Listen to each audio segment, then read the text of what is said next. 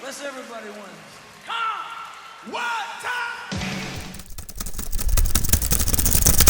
Got lucky on the way over. Daryl clubbed the weasel.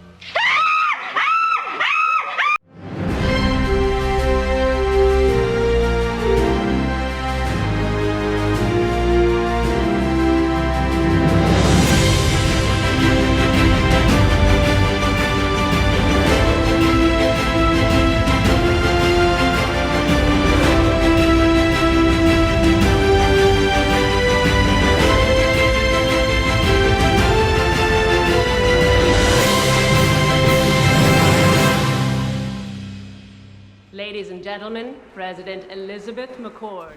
Barbara Hall. I love you, Barbara Hall. You were one of the women, like my wife, like my mother, who had an impact on my life and changed it in a significant way. You think about Judge Amy, you think about Joan of Arcadia, you think about Madam Secretary. These are iconic television hits, and these are her babies. Barbara is always in tune to what's happening in society, what's happening in our culture, and what's happening with women. He was going to write the next Gatsby, and I was going to change the face of modern medicine. All the women I know are making it happen and holding it together. There's room for all kinds of characters on television. But I just felt the void and the real absence of women who looked like the women I knew. I felt I was in the presence of someone who was truly great, who have navigated the terrain of network television at a time where there were a lot of obstacles. I'm in awe of that. Yeah, I think when you meet her and you go, this is the person that created these shows. She looks like she came off a farm somewhere in Wisconsin, you know what I mean? So the first thing I wrote out of college was a novel. It attracted the attention of a television agent who said, well, do you want to write for television? And I thought, well, sure, I'll give that a try. This agent had a client by the name of Gary David Goldberg who just created a show called Family Ties. He bought one of my ideas, and then I was in the comedy world. That's really how it started. Here are my mentors. Barry Kemp is the first person to hire me at Newhart. Barbara, I couldn't be any happier that the Women's Image Awards are honoring you this year with the Lifetime Achievement Award. Your career has been nothing short of phenomenal. And I think the thing that I'm happiest about when I look back on it is that you've done everything the right way. And that's one of the reasons they're honoring you. You're really a credit to writers everywhere. And I just look forward to seeing whatever you're going to do in the future. I look at the list of people who have been honored before you, and it's an amazing list of people that you absolutely deserve to be among those women. So congratulations. Look, if there's not a duel, then what is the point of this whole story? Josh Brand and John Falsey taught me how to do drama because I had been doing comedy. And they taught me a specific way to tell dramatic stories, and that was starting with character and letting story grow from there. Barbara, you are a truly amazing woman. You write books and movies and successful television shows, and because that leaves you with so much time on your hands, you write songs and play in a band. Which leads me to suspect that you are not a woman, Barbara.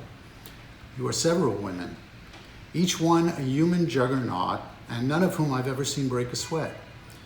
Personally, I find all those Barbaras terrifying because of their ridiculous talent, their unstoppable drive, and their startling blue eyes, as deep and clear and unfathomable as Lake Tahoe.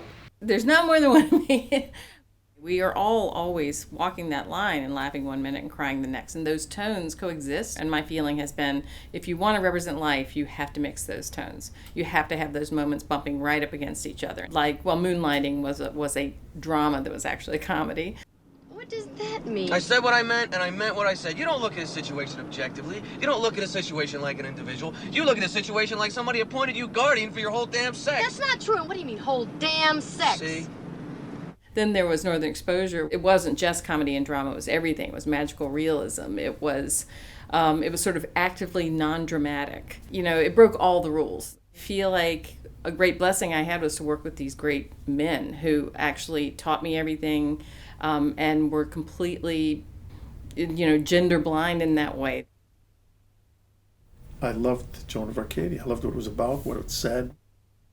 I'll never forget when I first read that script and I got to the sentence when the kid on the bus said, "I'm God."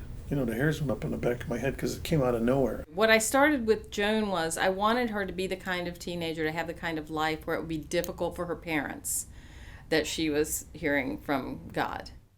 Joan of Arc, just an iconic figure for me since childhood. I just sort of felt like all the ball gown stories didn't do it for me, but put on some chainmail and get on a horse and lead men into battle, you know, I thought, well, I could do that, I think. I think Judging Amy, for me, was unique and will be for the rest of my life. We were the breakaway hit. She breathed life. I mean, it was like the Sistine Chapel. Like, it was just like she breathed life into my ideas on paper. When I created Judging Amy, one of the reasons was I was tired of seeing broken women on television. And the idea that women can't cope. If you've ever seen a man with a cold, I think the idea that women can't cope is just something we need to dispense with. I remember there was a line where Tyne Daly turns to Amy Brenneman, who plays her daughter, and says to her, "Would it kill you to wear your hair out of your face?" I mean, what mother hasn't said that to a daughter in her life?